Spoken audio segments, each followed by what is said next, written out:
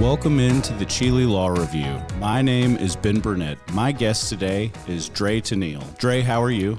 Good. How about you, Ben?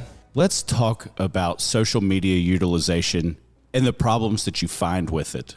We mainly find problems with social media. When we have a client come in and get signed up, one of the first things we tell them is to stop posting on social media because social media is not an accurate reflection of most people's lives, especially someone who's been injured recently.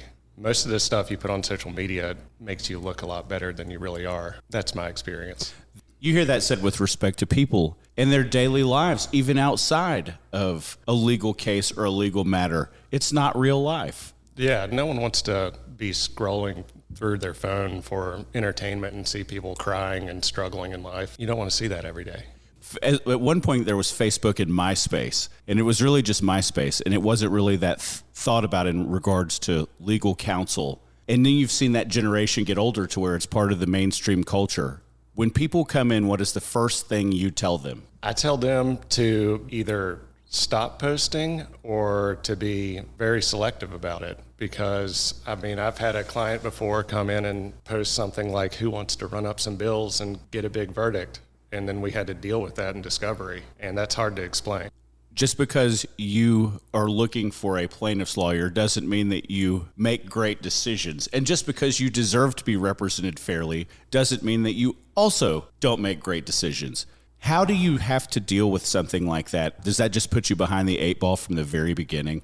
It kind of does, but best way I've dealt with it is just by addressing it head on and telling the client that this is not good for your case and you're going to have to explain it. And then in that case I mentioned earlier, the client did have to explain it at a deposition. The defense counsel asked, what did you mean by that post? Just for the sake of the argument, what did your client say? He kind of explained it by saying he didn't really know what he was talking about, and it was the heat of the moment, saw a billboard or something, and was inspired to do something dumb. Yeah, and the problem with the internet is that it's there forever. It's there forever, even if you delete it. Let's talk about that.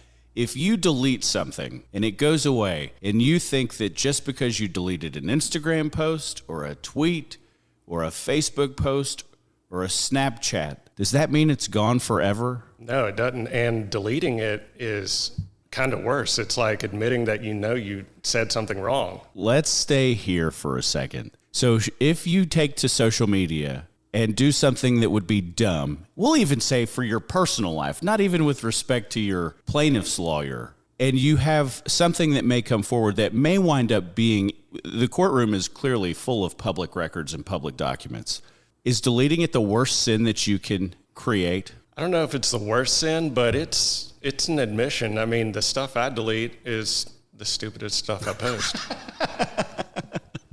When you take to that, how have you had to contend with that in certain courtroom settings or depositions when you have a client explaining away why something was deleted? Luckily, we haven't had to do that. We tell them not to delete anything or to alter any of their records because in Georgia and most jurisdictions, there's a concept called spoliation, and that's destroying evidence. When we first sign up a client, one of the key things we tell them about social media is not to delete anything or to change any of your records because there's a legal concept in Georgia called spoliation where courts can sanction parties for altering evidence or destroying evidence. And if you delete a social media post that shows your injuries or shows your fault in the incident, that is spoliation. Someone's going to find out about it. When you look at defense cases, how do you use social media? We go and look at the defendants to see what they've been posting on social media because usually they'll take dramatically different positions in a lawsuit versus what they tell the public.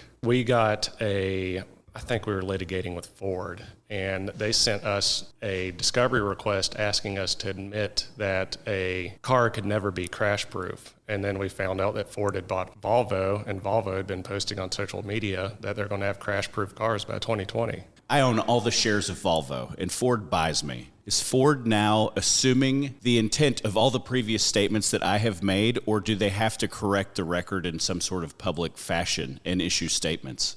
Well, from the plaintiff's perspective, that they've assumed it. They can try to distance themselves if they want to, but I mean, it doesn't look good to try to say, well, we said we could make safe cars, but turns out we can't. As the cases that the Cheeley Law Group takes become more and more entrenched within, people are people, and they live lives, whether they're real or whether they're fake, on social media. Is it an aspect of every single case that you bring forward when it's an actual defendant and not some sort of torts case? It's not in every case. Some people just have an aversion to social media. It's like they're sort of rebelling against it, and they have no presence online. And those are great clients. But as the millennials and the Gen Z people are growing up, they've spent a lot of their life online, and they have histories online that you can go search for. But our older clients are less susceptible to a social media attack. I'll say that. This has been another episode of the Cheeley Law Review. See you guys next week.